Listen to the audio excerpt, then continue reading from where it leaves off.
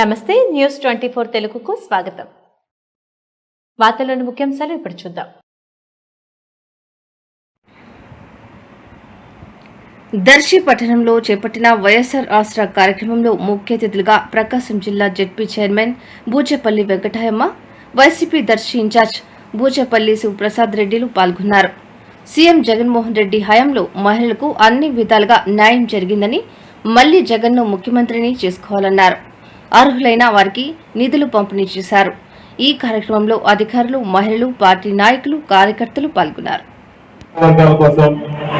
SC, ST, BC, minority అక్క చెల్లెలందరూ ఈ రాష్ట్రంలో ప్రతి మహిళ లక్షాధికారులు కావాలని చెప్పేసి, ప్రతి మహిళ 40 సంవత్సరాల తర్వాత వాళ్ళు ఎన్నో ఇబ్బందులు పడుతున్నారు, వాళ్ళ హెల్త్ ఇష్యూస్ లో ఎన్నో ఇబ్బందులు పడుతున్నారు, వాళ్ళకి చేయూత ఉండాలని చెప్పేసి జగన్మోహన్ గారు గత ముఖ్యమంత్రులు ఎవరూ చేయని విధంగా మా పెద్దవాళ్ళకు కానీ మా అక్కలకు కానీ సహాయం చేయాలని చెప్పేసి జగన్మోహన్ గారు చేయూత పథకం పెట్టి మీ అందరి అకౌంట్ లో సుమారుగా మన దర్శి మండలంలో సుమారుగా 3,200 మందికి సుమారుగా 4,34 లక్షల రూపాయలు నేరుగా మీ అకౌంట్ లో వేస్తున్నారు. గతంలో ఏ ముఖ్యమంత్రి చేయని విధంగా పేదవాళ్ళు పట్టించుకోకుండా గత ప్రభుత్వాలు ఉన్నప్పుడు జగన్ ఈ ఓదార్పు యాత్రలు కానీ పాదయాత్రలు కానీ మిమ్మల్ని అందరూ కలిసినప్పుడు తిండి ఉన్నా లేకపోయినా జగన్మోహన్ గారి మీద ప్రేమ, ఆప్యాయత, ఏ ఊరు పోయినా ఏ ఇంటికి పోయినా కూడా జగన్మోహన్ గారిని ప్రేమతో పిలిచినప్పుడు జగన్మోహన్ అదే అనుకున్నాడు. ఈ 45 సంవత్సరాల వారికి పని చేసుకోవడానికి ఇబ్బందిగా ఉంది, పొలం పనులు చేసుకోలేరు, వాళ్ళకి ఏదో విధంగా సహాయం చేయాలని చెప్పేసి వాళ్ళు వ్యవసాయం కుటుంబంలో ఉన్న వాళ్ళు కానీ అదేవిధంగా చిన్న బర్రెలు కొనుక్కోవడం కోసం కానీ సుమారుగా 18,550 రూపాయలు వేసి మీకు ఏదో ఒక వృత్తిలో కల్పించుకుంటూ మిమ్మల్ని మీ కాళ్ళ మీద నిలబడటం కోసం సహాయం చేసిన ఏకైక ముఖ్యమంత్రి ఈ రాష్ట్రంలో వైఎస్ జగన్మోహన్ గారు తప్ప ఇంకెవరు లేదని చెప్పి సభను తెలియజేస్తున్నారు. గత ప్రభుత్వంలో ఈ పథకాలను ఏమేది? గత ప్రభుత్వంలో మీకు ఎన్ని పథకాలు ఇచ్చాక ఎవరు వాళ్ళకి గత ప్రభుత్వంలో చంద్రబాబు నాయుడు గారి ప్రభుత్వంలో పేదవాళ్ళంటే వాళ్ళకి ఇష్టం లేదు.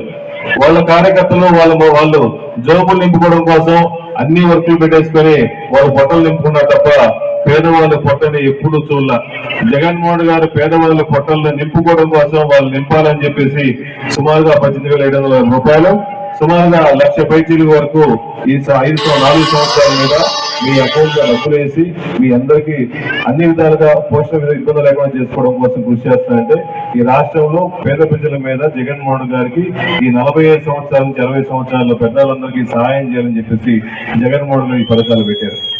మళ్ళా ఈ పథకంతో కష్టపడి పిల్లల్ని, వాళ్ళ భార్యని, వాళ్ళ అమ్మని అందరినీ కూడా వదిలేసుకొని నాకు పేదవాళ్ళు కావాలి, నేను పాదయాత్రలో పేదవాళ్ళకి అందరికీ నేను అనుకూలంగా ఉండి రేపు ఏదైనా అందరికీ నవరత్నాల పథకాలు ప్రవేశపెట్టి నేను అందరికీ ఇల్లు కానీ, ఇంకా నాడు నేడు కార్యక్రమం కానివ్వండి, విద్యా దీవెన కానివ్వండి, విద్యా వసతి కానివ్వండి, మనకి ఇంకా హౌసింగ్స్ కానివ్వండి, ఏదైనా మహిళలకి 50% రిజర్వేషన్ కానివ్వండి, ఏదైనా పిల్లలు చదువుకోవాలి అంటే గత ప్రభుత్వంలో చదువుకోలేక తల్లిదండ్రులు చదివించలేక ఎక్కడో పనికి పంపించడం ఆ విధంగా చేసుకునేవాళ్ళు.